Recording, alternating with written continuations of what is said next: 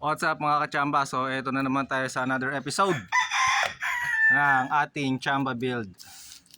So bali, eto yung ating gagawin for today. Yan. So yan ay ano ba tawag dito? Desk.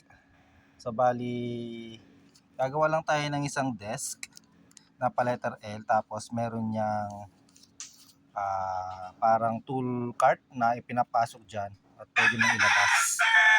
Tapos lalagyan ng pinto na may lock. So yun lamang.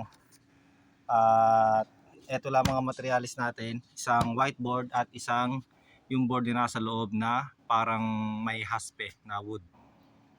Yun. So bali, ito yung ating pang siding at yung nandun sa loob yung ating pang pinto at yung ating tabletop. So abangan nyo.